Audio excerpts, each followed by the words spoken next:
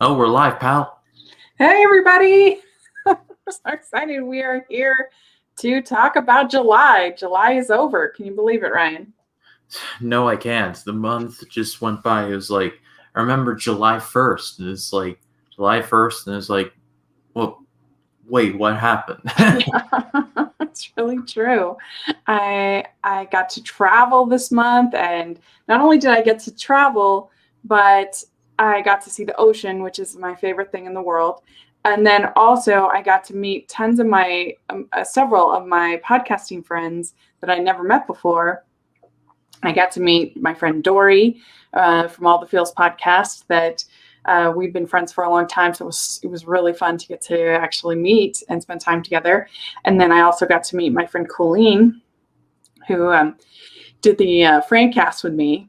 And we had never met. So that was really fun. And then also Mel, who is a co-host with Dory, but I've gotten to know her. She hasn't been on the show as much as Dory has, but still, it was really fun. And I also got to see my friend Amy again, who's worked with you on the podcast. And I'd met her once before, but it was super fun. And it was just great to be out traveling again.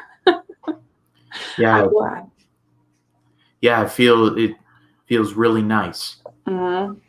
Yeah, and I'm glad that we were able to get in there before they brought back the masks in Orange County, because I think that would have affected us or close to it. So we had like a little break there, so that was nice.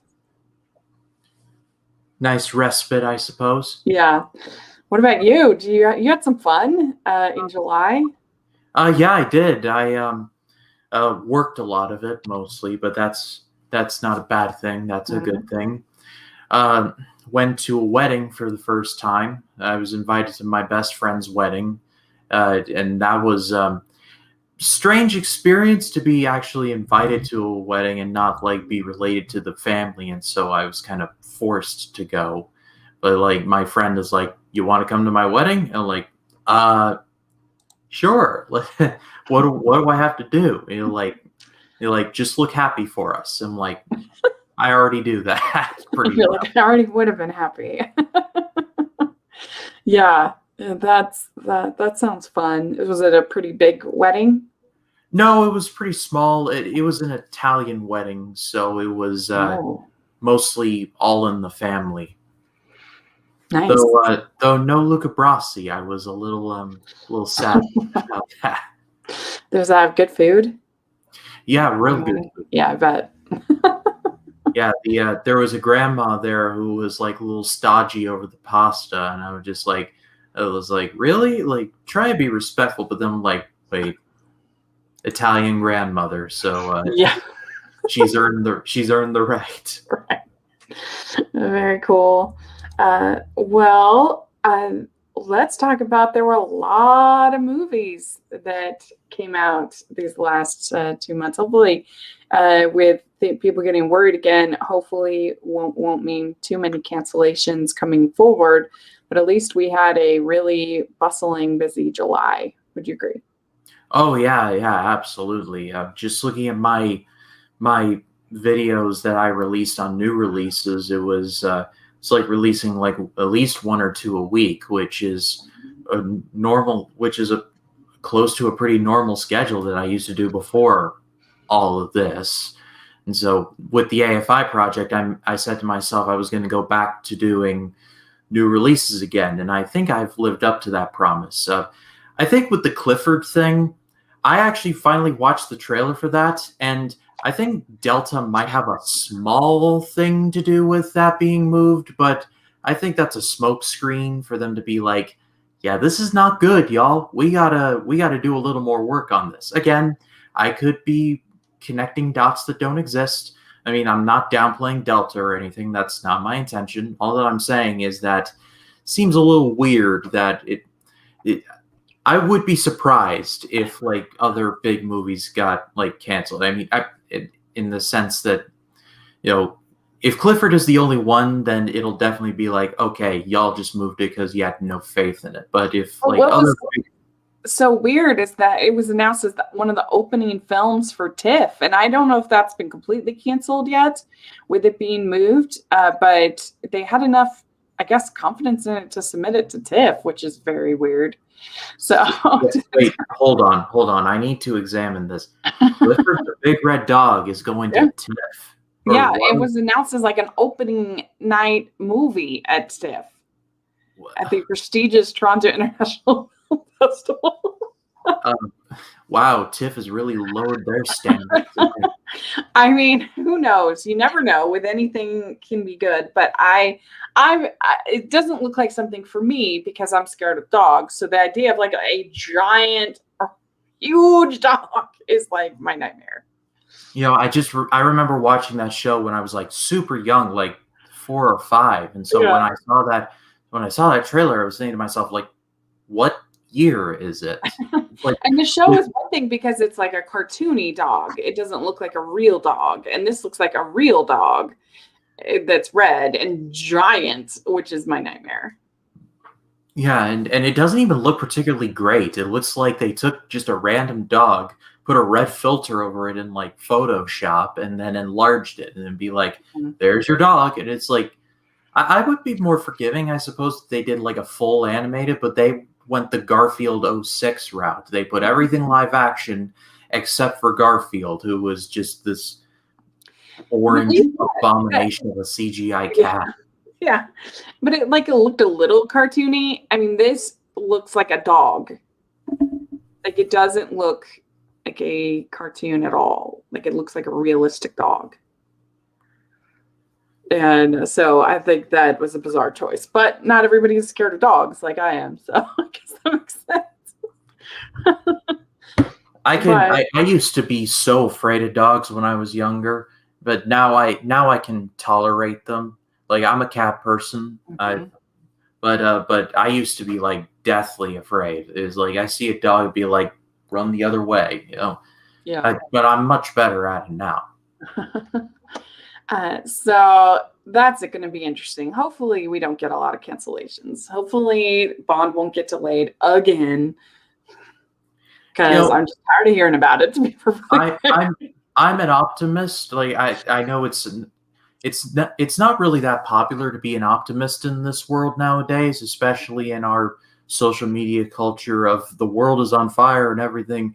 But if you turn off Twitter for 5 minutes and you actually look outside, it's actually not as bad as people make it out to be, but that's neither here nor there.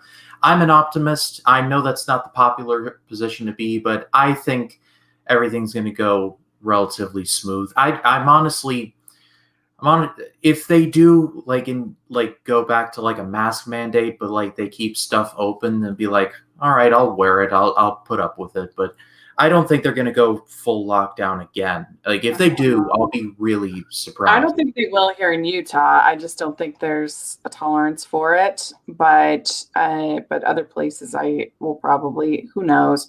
Hopefully, it's just not enough to make the producers and stuff skittish. But we'll see. But let's talk about what we did get to see in July. Some of those films. I'm not sure. I forget what the actual opening date was for Fast 9, if that was June or July. But anyway, there was the 9th of the Fast and Furious films. What did you think of it? You know, I'm a bit of an apologist for this series. I remember my dad and I watched the first one, like not in theaters, but at home.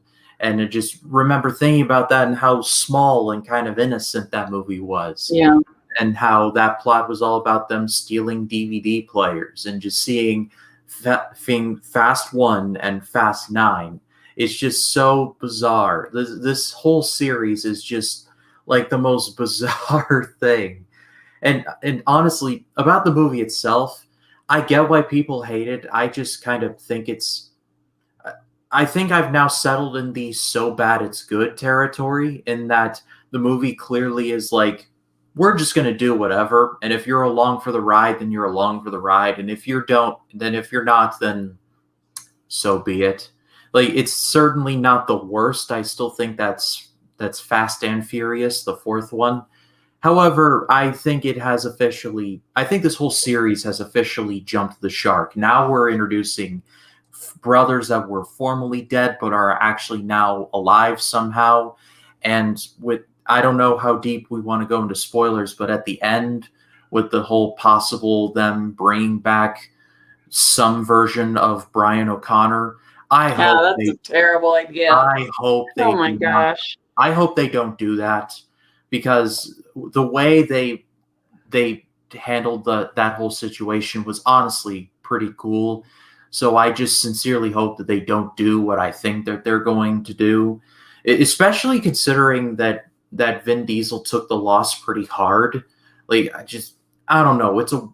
If they do what I think they're going to do, then it just I I don't like outrage much at stuff, but I will be outraged because you're not talking about someone who was killed off in a movie but is still alive. You're talking about someone who died tragically in real life, and you're bringing him back. It's like, Yeah, it's I mean, super weird.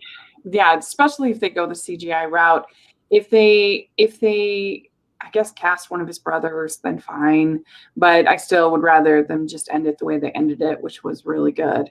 I was not a fan of Fast 8, and so I wasn't really expecting to like this one, and I didn't like it. I mean, I gave it a shot. I was hoping it would be good, but I don't know. It was just loud and uh, You uh, know, and the whole magnet scene when all of that was going down. The entire time I was thinking of that scene from Breaking Bad where Jesse, Walt, and this technician are coming up with this solution involving magnets. And when this giant magnet works, Jesse just screams at the top of his lung, "Yeah, bitch! Magnets!" And whenever that magnet was going on, that's what I was thinking of the entire time. This movie is essentially a live action just cartoon show. yeah, and I don't know. All I actually like it. It gets really repetitive to me, and when there's no stakes at all, the action gets kind of boring. Actually, I think like you think these huge over the top action's going to be really fun, but when it's so over the top and it's so ridiculous, then it doesn't have any. You're not nervous at all that anything is gonna actually bad happen. There's just nothing. It just becomes kind of repetitive. And I said in my review, I said F9, the Fast Saga, or stupid action is as stupid action does. I said, and this is how I feel about the franchise. So there's a scene in Furious 7 where Dwayne Johnson decides, quote, "Daddy's got to go to work," and he muscles a cast off of his arm, and what was once broken is ready to go. The scene is ridiculous, of course, but it was also funny and cheeky without being annoying. It is scenes like these that made the Fast and Furious movies work. I even own all 7 on Blu-ray, and so then I said, if people ask me for advice, I tell them just to watch 5 through 7 because I think that's the best of the trilogy. 1 through 4 are watchable action flicks, but nothing special. Then we get to 8, and the franchise started to lose me. Charlize Theron did not work for me as a villain, and most of the action felt predictable, staged, with no stakes. The only part I liked in Fast 8 was the scene with Jason Statham as Shaw dealing with a baby as he's escaping. And so now we have F9, and wheels have completely come off the franchise, and it's not even trying to ground the action in any kind of realism. Whether that is a good thing will be up for debate, but in the opinion of this critic, it made for a long 145 minutes. So Yeah, I agree with most of that except for one thing. I actually like 1 through 3 more than I do 5 through 7 because really, because I understand that the Fast and the Furious is Point Break light, and I haven't even seen the original Point Break, and I know the Point Break light. I've heard it's good. I own the DVD. I will watch it one day. I'm gonna make a video of it, so that'll be down the road. I understand that movie's good. However, I have memories tied to it, but also they actually do their own stunts in the movie with actual cars, and like And there's a part of that I weirdly respect. Like, Mhm. Too Fast, Too Furious is stupid. I will admit that, but it's also a fun kind of stupid. Even for anything, the relationship between Paul Walker and Tyrese. Every one of Tyrese's lines is just amazing.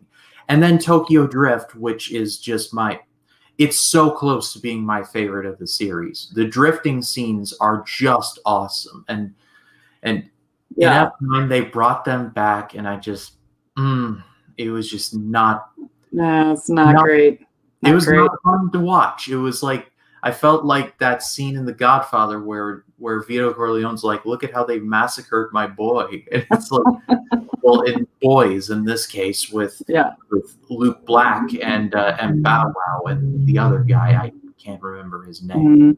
Mhm. Yeah, so I ended up giving Fast Nine. I gave it was way too long, and I really didn't like John Cena's character. I give it a pretty low score. I said some people will probably have fun with this movie. I think we'll have our thresholds of stupidity, and this one certainly surpassed mine. I gave it a 3 out of 10. Yeah, that's pretty generous in my opinion. All right. Well, let's talk about Black Widow. That was the next big movie to come out finally after all of this waiting. And Pretty I, pretty noteworthy movie, especially recently. yes, yeah, that's true. And I gave this one a 7 out of 10. So I quite enjoyed it. I went to see it with my niece. So that was really fun to get to see it together.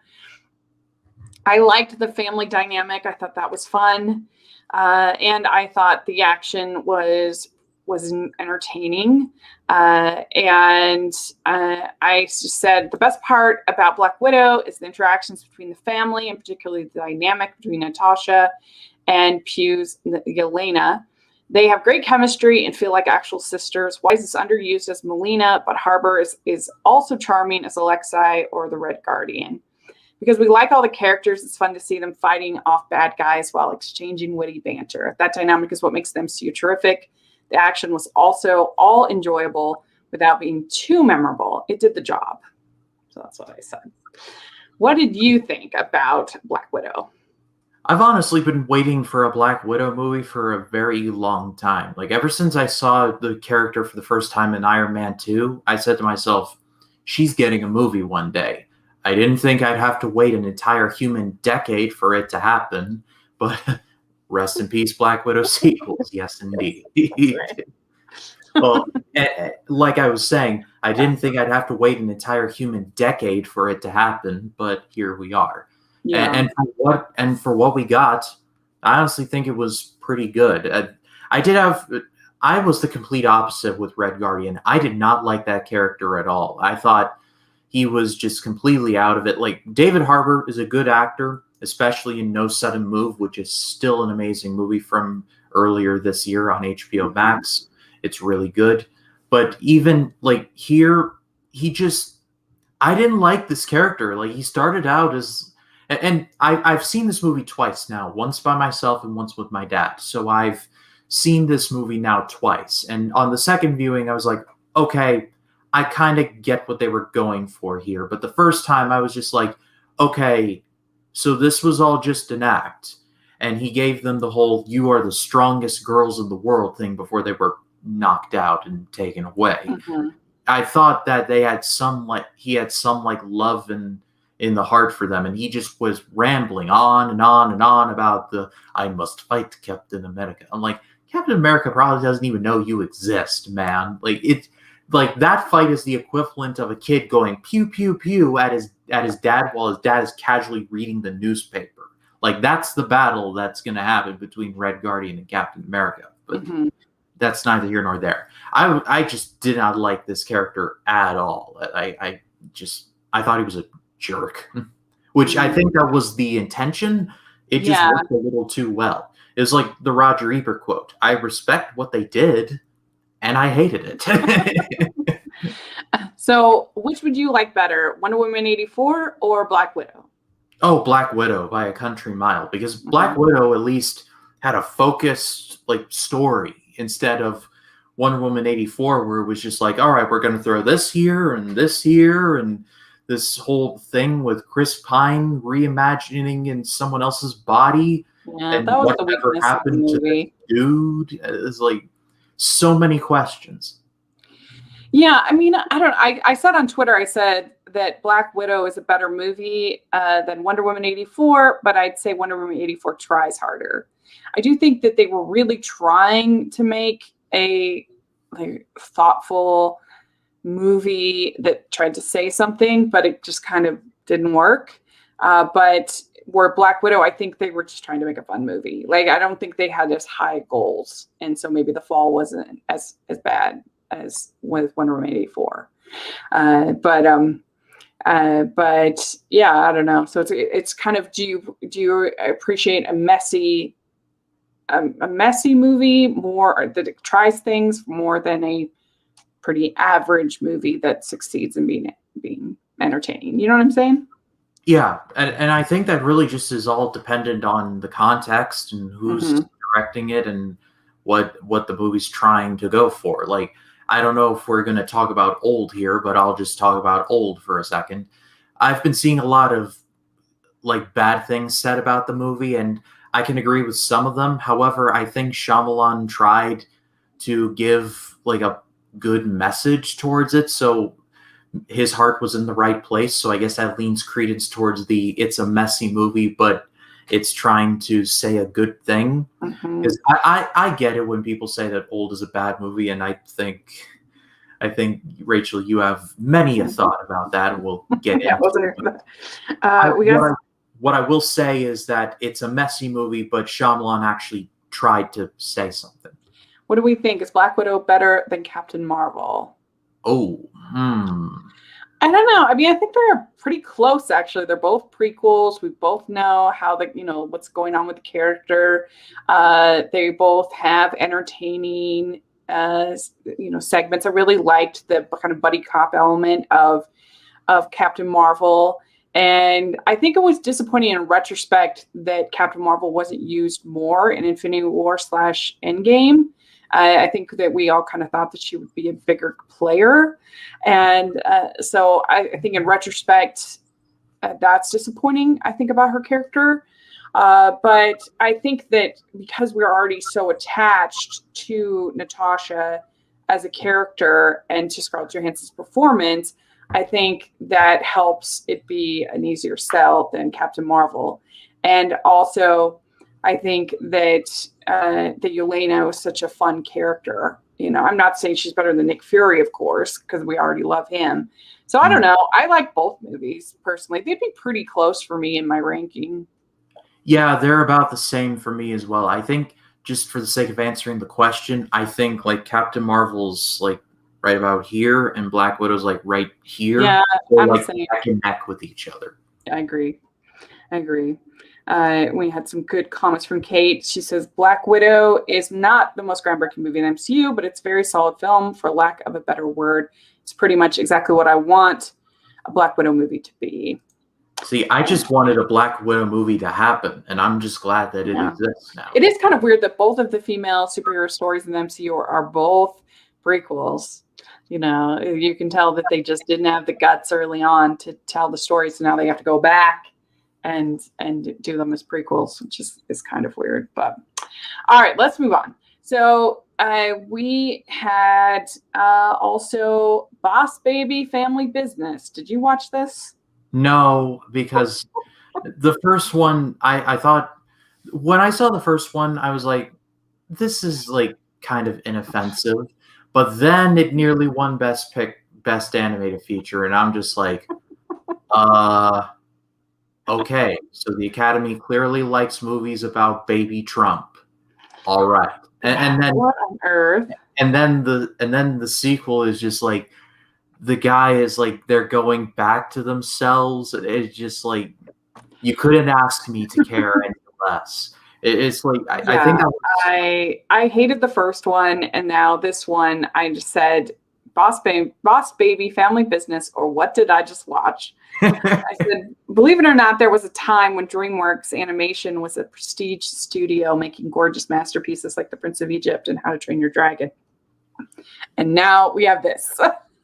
Well, I mean, this isn't to say that they won't do quality stuff again. Like It's been a let's rough year, though. I mean, they had the Boss Baby Family Business. And then they had the Spirit Untamed, which I liked okay, I guess. But what else did they have? I mean, then they had the Crude sequel, which was fine, but like it's just been a long time since the last How to Train Your Dragon movie that they had like something that was like great. Yeah, that's very true. But I mean, we do have Adam's Family too, and I don't. And let's not call Boss Baby 2 worst animated movie of the year yet. No, and there's the Sing Studio 2. Ghibli one that was so bad. Oh, Earwig and the Witch. Yeah, I really disliked that movie. Also, And I hated a movie that was on Netflix called America, the Motion Picture.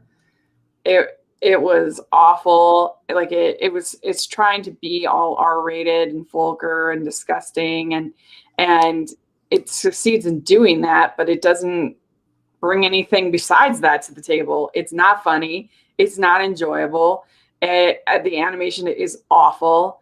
I really, really disliked it. And I was trying to go out of my comfort zone, to like do something different. And it was garbage. if I want to watch a comedy where the comedian ends up making fun of / pointing out problems with America, I'll just pop on a George Carlin special. Yeah, there's a million things better. Watch Hamilton if you want, something. They nominated. Oh no. Yeah. Rachel, do you need a minute? No, it's a true story. Let me airmail you some ice cream. Because that's what I say when when I see like someone in pain. It's like, poor guy, someone should get him an ice cream, because ice cream makes most things better. Yeah, agreed. But luckily, we also had a great movie, probably my favorite movie of the summer. We had Summer of Soul. Oh yeah, incredible. Yeah. I actually had the privilege of seeing this at my local luxury theater, which is more of a drive. It's about 20 minutes, but man, it was worth it. That entire movie was just so fascinating. And the more I've thought about it, the more it's just like, how have we not heard about the Harlem Cultural Festival for like 50 years? Like, especially in light of like recent, like, I guess with the whole Black Lives Matter thing and trying to bring more African American voices to the table, which I'm all for. That's really cool.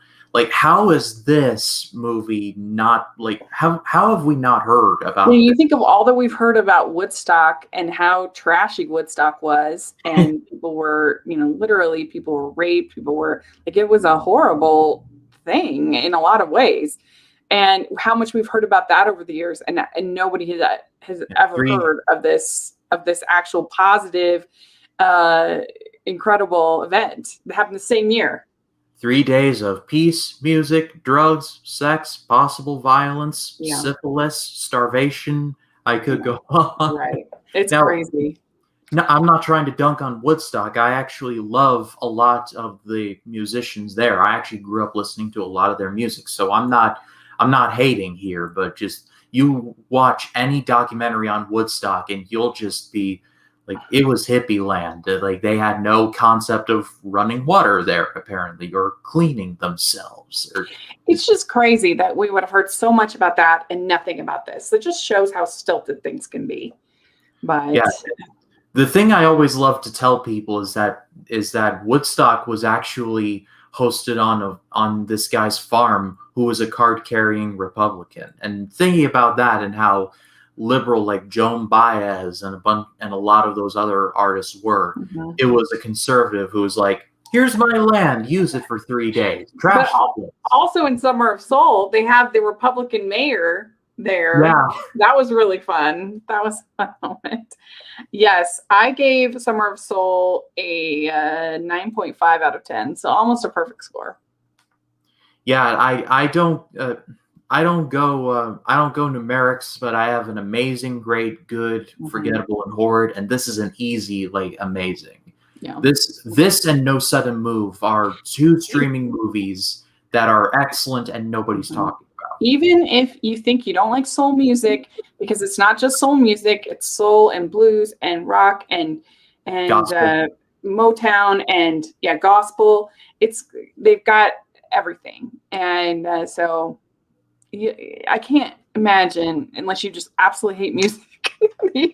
Somebody would they have the band there performing live. Oh happy day, oh happy day, which is just an amazing song. Yeah, it's so simple, but it's awesome all at once.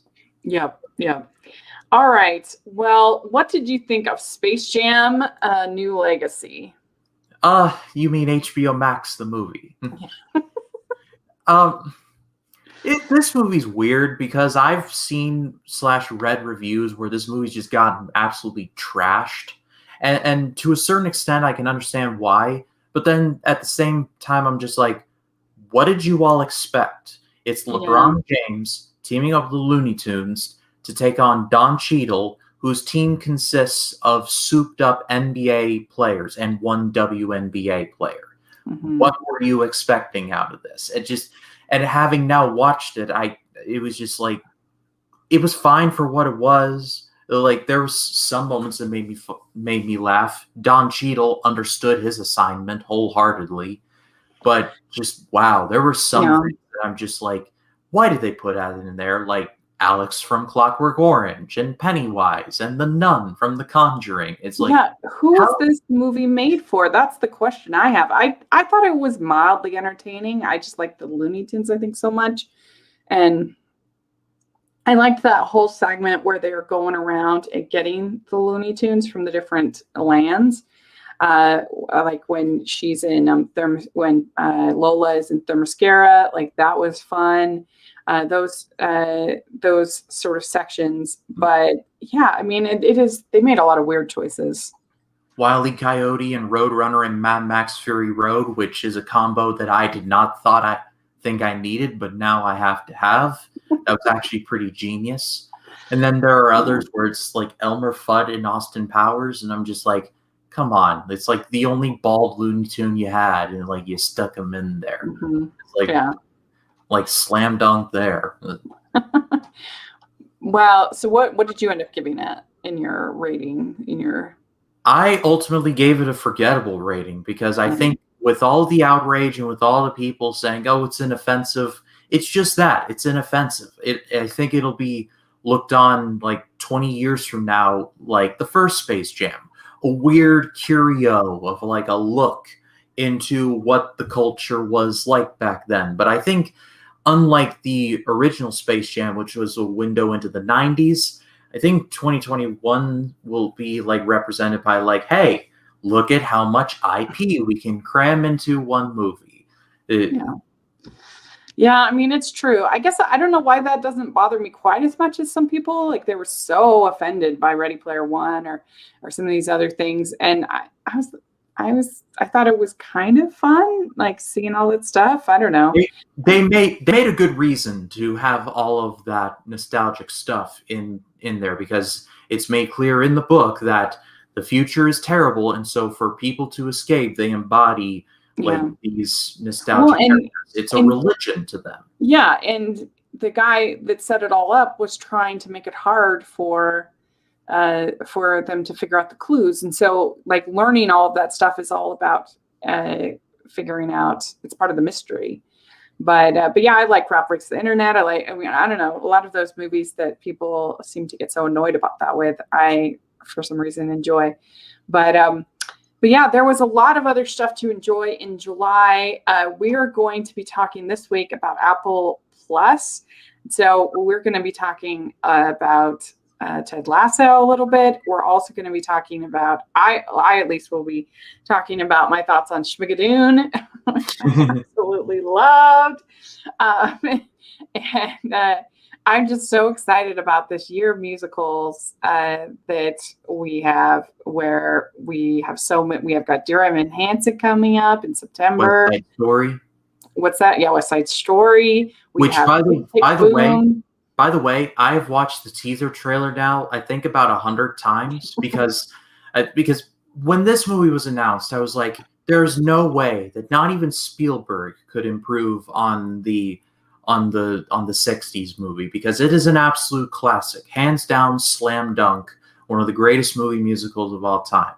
And then when I saw the teaser trailer attached to Summer of Soul, I was like, I'm sorry, so what? excited.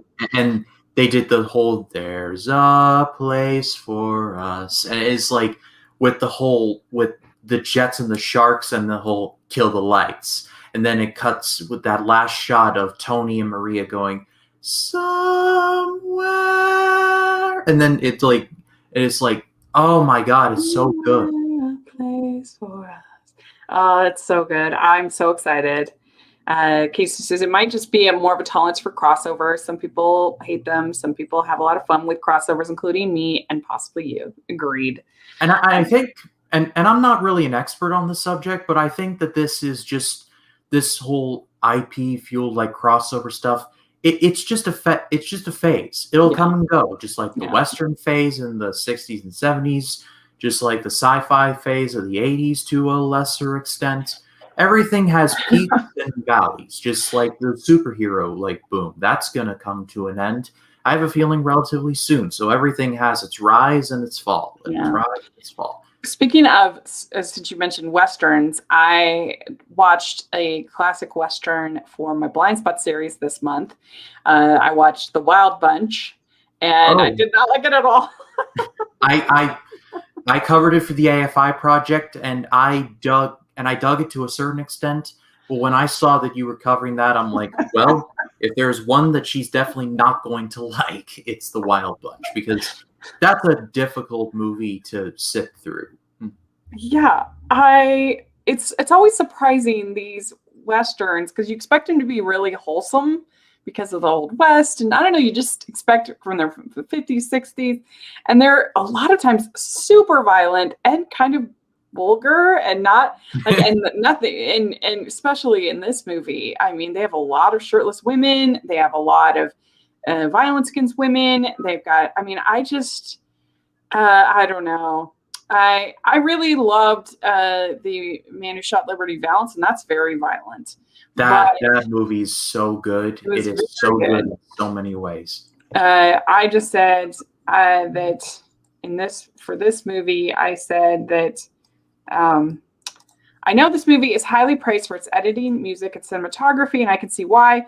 They're very well done. I just didn't care about the story or any of the characters. I think I will stick with the Westerns I've enjoyed, like Butch Cassidy, Sundance Kid, or even The Cowboys. Those films have charismatic performances and are about people I understand or enjoy spending time with. These guys of The Wild Bunch are pigs. Yeah, that's pretty accurate. Yeah. So that was an interesting experience.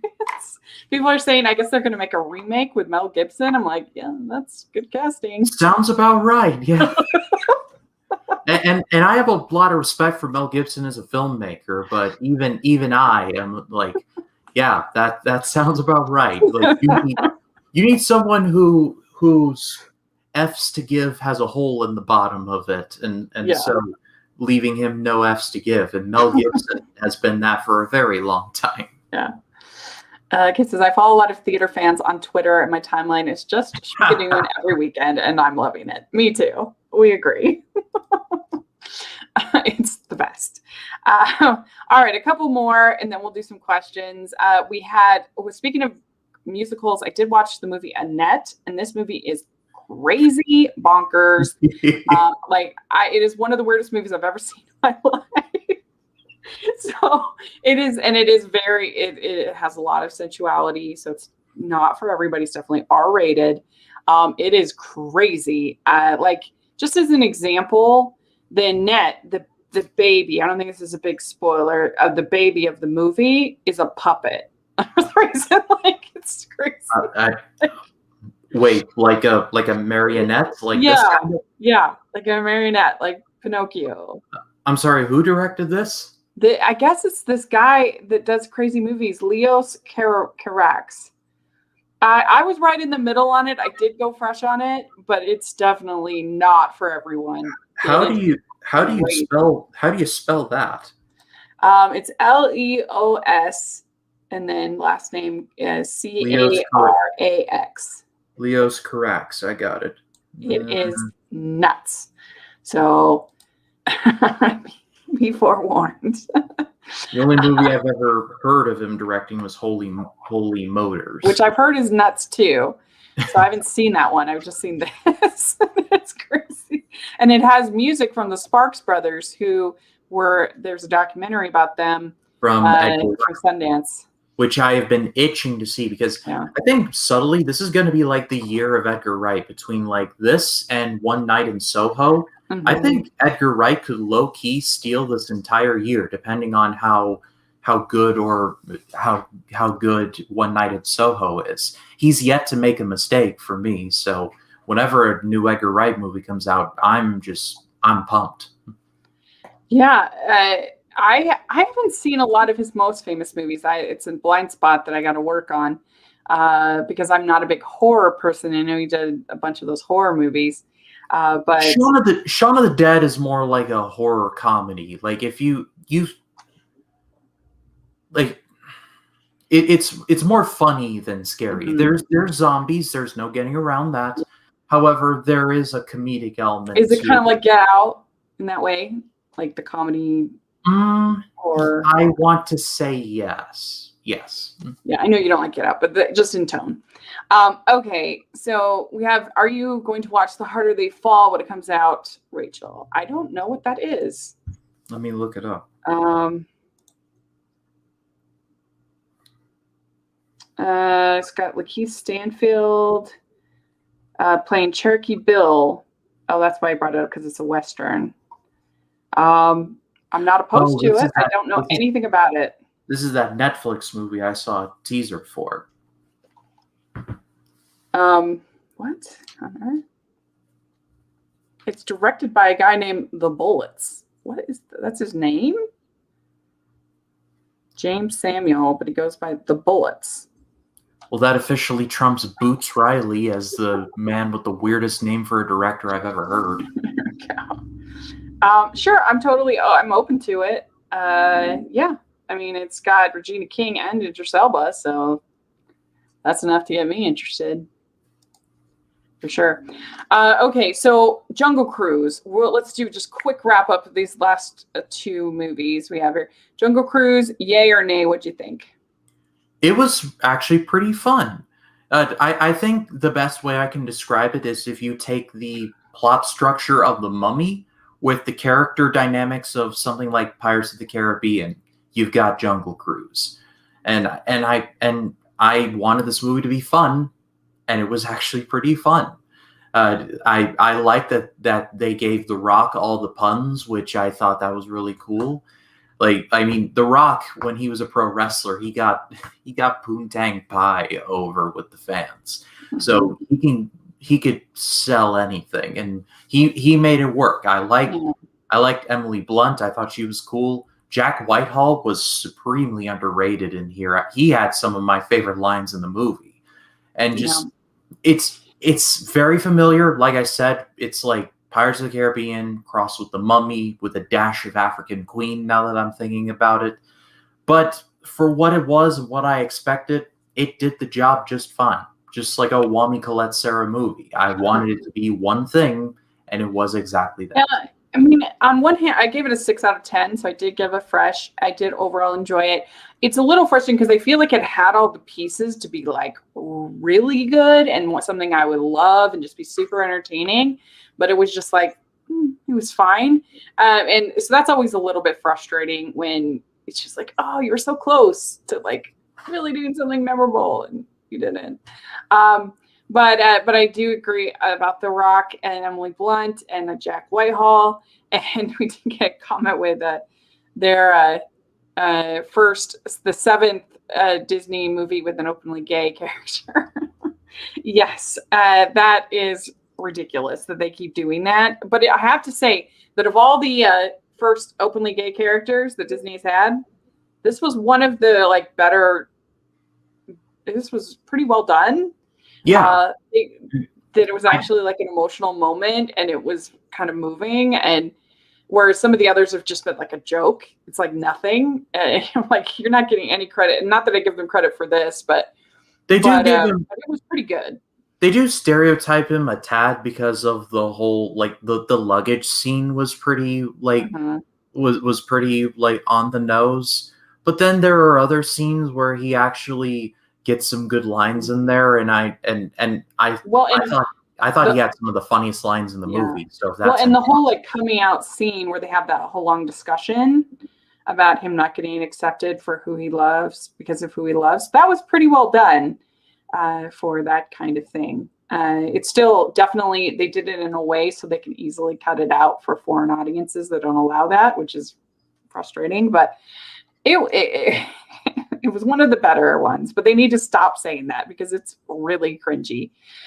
They don't get credit for doing what should have been done long ago.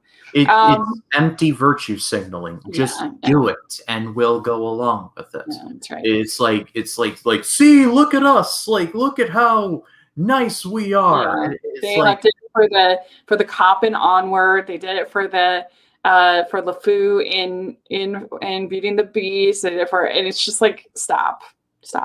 Yeah, it was especially like even back in like Beauty and the Beast when LeFou was gay. It was like it didn't matter to me. Like it just felt like a layer that didn't need to be there, and it just like it's like I'm in favor of course of having more inclusivity and representation, but like don't expect to get a pat on the back for doing it. Like you're just doing the right thing. Like that's so. We did get a good comment. It says, if you want to see the best first openly gay character Disney has in their catalog, I cannot recommend their show, The Owl House, enough. That love story is so sincere and well done. And evidently they also have a non-binary character. So that's awesome. I've heard good things about that show. I haven't seen it, but I've heard good things. All right. One last one. Let's talk about The Green Knight. Oh boy, how long we got? I haven't written my review yet. I'm actually considering going to see it again because I went to see it and I was expecting something weird because it's A24. Of course, it's going to be weird. But I really love David Lowery and I love Dev Patel. And I just was so confused by it. And everybody else seems to have like totally loved it and gotten what I was just like, what is happening? What's going on with the story? And I couldn't tell what was dreaming and what was real. And is this a fantasy world? Because all of a sudden there's like giants, and it's like, is that a dream, or is this like a fantasy world? Or people like lose limbs, and then all of a sudden they're back. People wake up, and certain things that we just saw were all a dream. I found it extremely confusing, and it made me feel stupid because everybody else seems to have gotten it. To whip out the Inception totem and be like, if it falls over, we're in the real world. It was beautiful and extremely well made. But I just left being like, I don't get it. I don't understand it. And so I wasn't surprised when it had a low cinema score because, I don't know. Well, I think I'm a pretty smart person, and I didn't understand what it was trying to say or what was happening. Well, like you said, A24 doesn't make normal movies. Even their more realistic movies like 8th Grade or Uncut Gems. Like, Uncut Gems is about a scumbag pawn dealer who needs to settle his debts in 24 hours. Like, that's not normal. It's in a normal world. It's in New York City. But it's like, that's not a normal thing that we experience. And like, you got movies like The Lighthouse or anything by Ari Aster. It's like, and I like weird movies. I liked Annette, which is completely bonkers. But like, I felt like I knew what Annette was doing. Even though it was weird, like it was more of a linear story to me. And when I about halfway through, I think it was at the Naked Giants like scene where I just was like there's this scene from King of the Hill where Bobby Hill is like trying to become a Buddhist and his dad's like, no way, we're not doing that. And he confronts the monk and the monk tells him this, the wind cannot overturn a hurricane or something like that. And Hank Hill is like, you're talking like a song from The Lion King. Stop that. It makes no sense. And it like when I saw the Oh yeah, I Giants, remember that in your review. That was really good. and when I saw the Giants and everything involving like Winifred, you know the scene I'm talking about, Rachel. Like it just was like you're talking like a song from the Lion King movie. You need to make more sense. Yeah, I mean, I haven't written my review, so I really feel like I need to see it again. To I don't know. I'm just not confident in how I feel about it. But because it was beautiful, and I love Dev Patel. They was in the comments asked, "Is it an Oscar bait movie?" No, I don't think it is an Oscar bait movie. No. It's too weird for the Oscars. The Oscars like things like biopics and inspirational stories and historical movies. They don't like about as edgy as Oscars get, or something like Wes Anderson, or maybe something like Mad Max Fury Road. That's about as weird as you're going to get from the Oscars. You're not going to get something like Annette or something like The Green Knight. That's not going to happen. Yeah, exactly. Yeah. Also, a comment from Kate Cash. She says, Dev Patel has been acting for quite some time, but I love how he's slowly getting into leading man territory. This, David Copperfield, etc. He deserves it. He has the presence for it. I completely agree. I love Dev Patel. I love Slumdog Millionaire. It's one of my favorite movies. And also, I love him in Lion. That a lot of people were like, "Oh, it shouldn't have been nominated for Best Picture." I absolutely loved it, so I was fine with it being nominated for Best Picture. I think it's a really great movie, and I loved Copperfield last year. That was one of my favorites of the year. So he is great, and even in like silly movies like the Best Exotic Marigold Hotel movies, he's fun. I just really love him. He's great. Yeah, I actually have not seen Slumdog Millionaire. I know. We got to get you to see Slumdog Millionaire, Point Break, and Speed. Yeah. I can't believe you haven't seen Speed. I know you'll love it. No, I've heard nothing but great things, but it's one of those things where it's like I'm just gonna go on like a '90s action craze, and then that'll be definitely in the mix. But Yeah. Until I see Slumdog Millionaire, I will say that The Green Knight is Dev Patel at his very best. He's great in it. It has a lot of positive qualities. I just didn't understand the story very well. I thought it was confusing.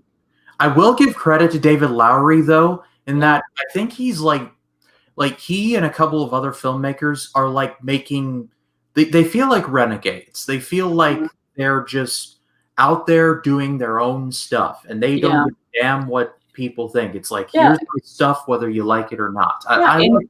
And he does that even when working with Disney, which is amazing that he's able to get his own vision executed with working with Disney and Pete's Dragon. And then we have Wendy and Peter Pan coming up, which I'm really excited about from him because it's from him. With David Lowery behind the he says, "It's okay, Ryan. I would say Slumdog Millionaire." I'm not the only one. In that Peter Pan movie, like the crocodiles are going to be talking, and it's like when Captain Hook falls in there, he's like, "We are honored that you would join us, Captain." It gets be like, no. It's going to be really good. There we go. So that's sort of the movies that we have watched this last month. So let's do a couple quick questions. If you are in the chat and you want to send a question, please do. All right. So I have the favorite questions thing, and there's 9 topics. And so you get to pick which of the topics you want. It doesn't have to be movies. So there's food and drink, television, movies, music, travel and recreation, nature and animals, sports, childhood, fashion and beauty, and random. Oh.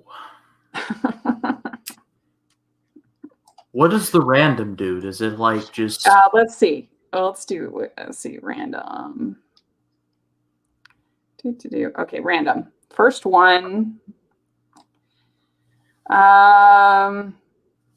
What is this is a weird question. Well, not that weird, but what is your favorite day of the week? I'm tempted to say Friday. But,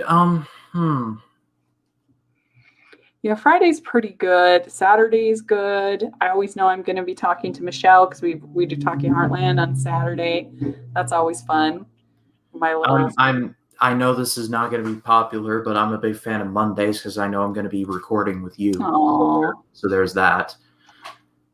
that is really nice. That made me feel really good. Yeah, no, I agree. I look forward to that as well. And I'm very lucky because I get to I get to do what I love. So like I'm not the kind of person who's like, oh, I gotta get back in my job, you know.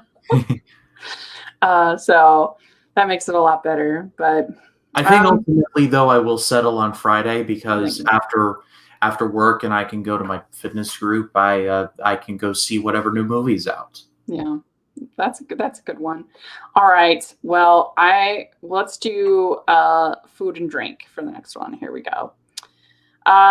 What is your favorite fast food restaurant? Oh, you go first. I think that I would say Wendy's is my favorite because I love their salads. I think they're really good.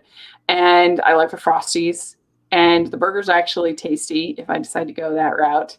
I just think like In-N-Out is my favorite burgers, but I don't really like fries that much. Whereas like Wendy's is consistent on everything I like, pretty much. It may not be my favorite, but it's good. Does And the Chipotle salads I count? love. Does Chipotle count? I guess I could count, yeah. Fast casual. I'll go with that. And I've actually been on a bit of a diet. I've lost I'll say over 25 pounds Nice. in the past month, or the past couple months, I should say. But when I was a part of the academic team in high school, we would always have to travel to another school, whether it be in like think of a name of another high school, but we would travel to another high school. Then after that, we would all go to Chipotle and have dinner together. And so I have nice memories tied to that. And also the food there looks like actual food. It looks like it's actually prepared like in the back, and you can see the grill and other things. So I like seeing how food is prepared. I guess that's why I love watching food shows so much. Yeah, Chipotle is tasty. It's good and very filling. I usually end up having it for a couple of days because I can't eat it all. So, all right, next we have the music category. What is your favorite song you're embarrassed that you like? Oh, well, this is timely considering what she's going through, but it's "Baby One More Time" by Britney Spears. Yeah, that's a good one. Yeah. And let me be clear. I like listening to a lot of music. I like Metallica. I like Jimi Hendrix. Like I like a lot of rock and roll. Like I like dip into like a bunch of genres like rock, country. Like I listen to a bit of rap here and there, depending on who it is. But when I first heard that song, I'm like, I don't want to like it, but I strangely do. It's I like how upbeat it is. Like I just do. Yeah. Yeah, I have to say one of the like one hit wonders that I think is so catchy is that Mambo number 5. Wait, is that the Erica in my life? Oh yeah. They don't say Rachel, but it's still a very fun song. A little bit of Carrie all night long. So maybe that one would be the one I'm embarrassed, but I like. We got some fans. We got Burger King fan. The chicken fries make it rank slightly above the rest for me, although Wendy's food is pretty great too. Also, congrats, Ryan. That's a great accomplishment. Well, thank you. And I love the Baconators. These salads, I'm telling you, they're tasty at Wendy's. And I do like the chili as well. All right. Let's see here. Got nature and animals. We already know I'm scared of most animals. But they have here, let's see here. What is your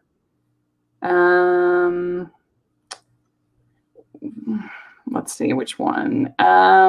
What is your favorite season? Fall. That's my favorite.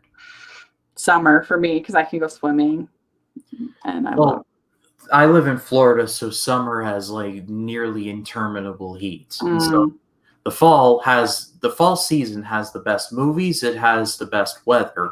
It's not too hot, it's not too cold. It's got a nice little like it's hot in like up to October. And then like late October things start to cool down, and because it's Florida we get like a blizzard's fart. It doesn't get too cold over here, but when mhm, it does get cold you do notice it. mm. Yeah. Next category is sports. So we got to ask the favorite Olympic sport. Olympics going on right now, and I've been enjoying it very much. And I have to say, not a big surprise, but my favorite is swimming, and they have rocked it this year. They did so amazing, the U.S. swim team, especially Caleb Dressel and Katie Ledecky, incredible. So it was super fun to watch. I've always liked gymnastics, but this year was kind of weird. But and then I guess during the winter, I like this, the figure skating for the most part. What about you? As far as winter, I like the snowboarding just because I'm Mm, a big X Games fan. And yeah. summer, at least in like these games, I've been enjoying the golf, and that's just Mm. because I'm a golfer in real life. My boys Xander, Woohoo. my boy Xander won the gold medal there. Good on him. And I get golf is an acquired taste. There are people who's like, it's like watching paint dry. It's like if you're actually in deep and like know the history and like a bunch of stuff about it, then it is really fun. It is an acquired taste, but once you're in there, it's like it's a Mhm. beautiful thing. I watched the golf. I did. I've watched a lot of the Olympics because I love the Olympics, and I love watching like weird sports. Like, well, not weird, but just unfamiliar to me.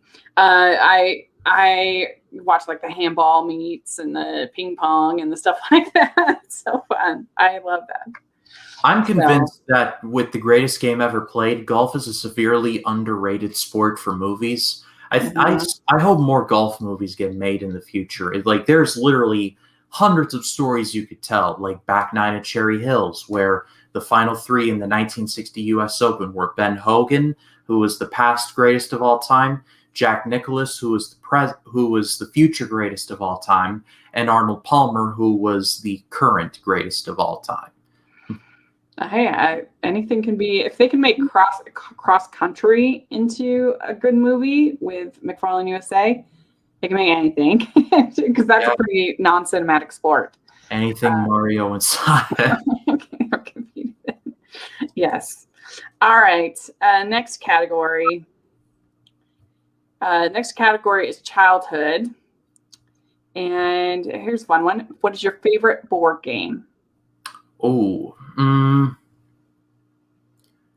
uh, have you heard of Seen It? Mm-hmm. Where it's this board game where it's like there's a DVD in there and it's like movie related questions. Well, they made a Disney version of it, and Mm, whenever my cousin from Colorado would come down to visit with my aunt, her mom, we would always play that, and it was always a tight race between her and I over like Disney related like trivia. And mm-hmm. so I have memories attached to it, but it's also a really fun game as well. I Yeah, that one is fun. I also like apples to apples. I really like categories. I don't know if it's kind of board games, but I like Boggle, Scrabble. We're big games players in my family, so we have a lot of fun. in college I really enjoyed playing Cards Against Humanity a little more than I probably should, to be I've honest. actually never played that. I've heard about it, but yeah. It's like weird the first time around because it's like apples to apples, but like the super naughty version. So when you get your cards, it's like a couple bodies, something I can't say on this stream. Definitely something I can't say on this stream. Yeah, I heard it's a little. Oh yeah, I also really like Pit. Have you ever played Pit? never heard of it. Oh, it's so fun. It's like the idea is it's supposed to, those guys in the stock exchange that are like, oh, one, like yelling. Mhm. It's trying to mimic that, and so you have cards, and you have to get all the matches for the cards. And so you hold up, say you need 2 of the corn or whatever. So you hold up and you say, two, two, two, two, two, two, two, two, two, two. And then whoever else has 2, you have to swap. And by the end, everybody's screaming and yelling and having a blast. And it's a really fun one. You have to have more than 4 people to play it, but it's a good one. Yeah. Anyway, it's Lost in the Reels here. Hi, Sean. But yeah, What's up, you should try Sean? Pit. Pit is fun. Okay, next topic is fashion and beauty. So Two things I am not adept in. Okay. What is your favorite store in the mall? This is an interesting question because I hate going to the mall. I never go to the mall. Does Auntie Anne's count? No, yeah, definitely. I'm kidding. I'm kidding. But I'm tempted to say FYE because they've done a lot of renovations to mine, but back when things were normal before COVID, they would just have like an endless line of like DVDs and Blu-rays in the back. They'd have a massive wall of Funko Pops that I used to just like ogle at. I used to be a big Funko collector, but not anymore because, you know, I had to take care of my finances and all that. But if I had to pick a clothes store, I'd have to say American Eagle. Because see, I'm a big dude. In case you all know, I'm sitting down, but I'm 6'2.5". So I have to pick off the big and tall section, and sometimes it's just I get like the leftover stuff, and so I low key kind of just dislike clothes shopping in general. Yeah, I'm the same way. I get most of my stuff online. I get a lot from Land's End.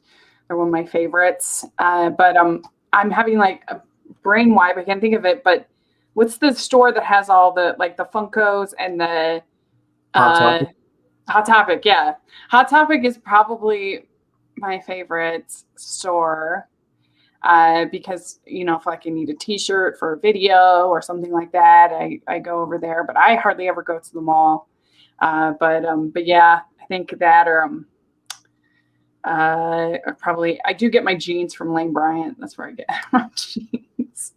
But I never go to department stores. I couldn't even tell you the last time I went to like a Macy's or a JCPenney or someplace like that. So, all right. Depends on the mall. My go-to is Hot Topic because of cool shirts and the wall pops. I still collect them. I know I actually just got some new ones.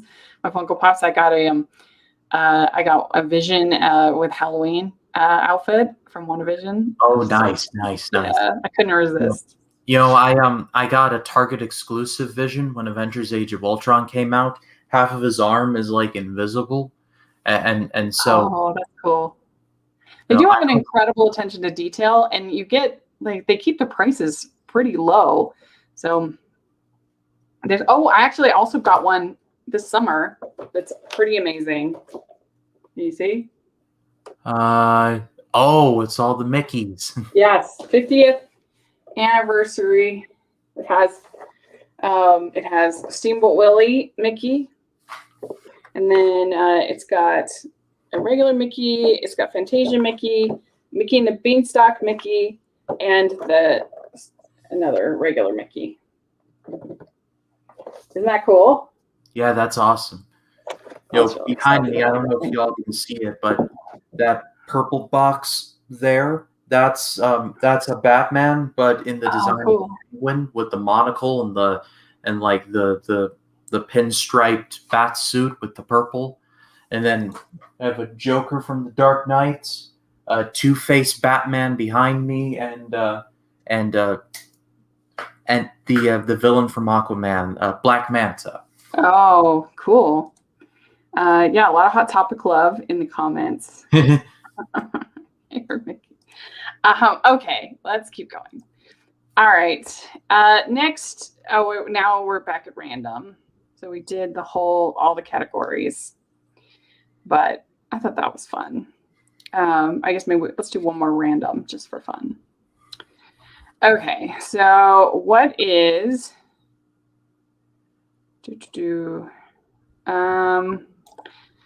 what is your favorite holiday? to celebrate? Oh, Christmas. Like, there's no two ways about that. Yeah. Big shocker. It's Christmas for me. Yeah, I'd have to think about that for a second. The only other argument that you could make is maybe birthday, because birthday is just for me, like party, as opposed to having to share it with everybody else. But like Christmas, it's always going to win because it's the only one that's like a whole season that you celebrate as opposed to just one day. Like Thanksgiving is really fun, but it's just one day. It's not like a whole season. Halloween for me is a very close second. It's Yeah. like Christmas is 1A and Halloween's 1B. I actually just bought my Halloween costume, believe it or not. I found it on Amazon. What is it? It's a WandaVision costume. Wanda costume. I'm so excited about it. You're going to have to wear it. You're going to have to wear it for when we record. They had it plus size, and I was so excited. I was like, yes. So yeah, we got a lot of Christmas course love. And so can I say Christmas and Halloween? Yes, you most certainly can. You most certainly can. I will allow that. All right. Well, we went through and did one from every category. This was really fun. If anybody has any last minute questions, you can send them in. But this was a lot of fun. I really enjoyed getting to do it. We're going to have a lot of fun. Like I said, this week, we're going to be talking about Apple Plus and Schmigadoon and Ted Lasso. Yes. The most cheerful show that's ever been created. It's so fun. But so that's going to be fun that we're going to do Hidden Gems this week. And that will be on Friday. And then we have Movie Nerds Club on Saturday. And we have a bunch of new members. So I'm really looking forward to seeing what they have to do, what they come up with. Yeah, so, our multiverse of madness is growing. That's right. All right. Well, thank you so much for joining. We've had some fun comments on the stream. Really appreciate it. And thank you, Ryan. And where can people find you? They can find me on Facebook, Twitter, Instagram, and Letterboxd at RyanCam20. Then there is, of course, my YouTube channel, which is just called RyanCam. I'd like to thank all of you for checking out the newer release reviews, even though I look like I'm really tired. But that's because I am. Like I literally come home from the theater, sit down, and record it. Like that's because I feel like if I wait, then it's like, oh no, it went away. But my old review got 40 views, or it's 40 as of this sitting, so that's really nice. And then of course I'm doing my Twilight Zone vlog series where I'm actually going to be wrapping up talking about season 1. It only took me 3 or 4 years to cover all of season 1 on my channel, but I did it. And then today actually I released my review for Gattaca, which is a super underrated movie. I love that movie to pieces, and hopefully that video gives you all an impetus to check it out for yourself because it's fantastic. And then The Suicide Squad comes out this weekend. I will be reviewing that. And then this coming Sunday will be my first reaction to the Studio Ghibli film Ponyo, which I've never seen. I'm looking forward to watching it.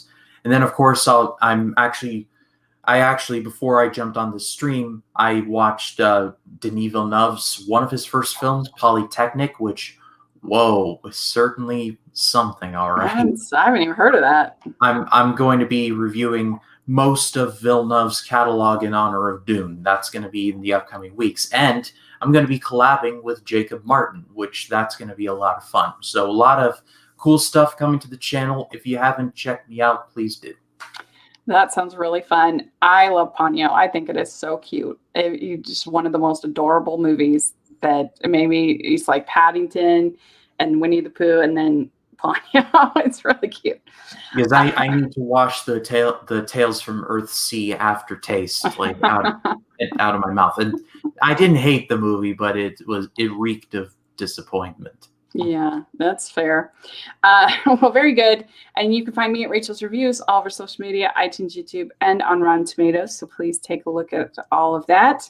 I've got had a lot of reviews last week, and a lot of stuff. And then check out the Hallmarkies podcast. We've got lots of interviews and reviews and fun stuff over there that you enjoy. So check that out.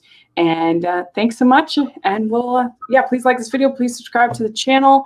And thanks so much. We'll talk to you all later. Bye. Bye.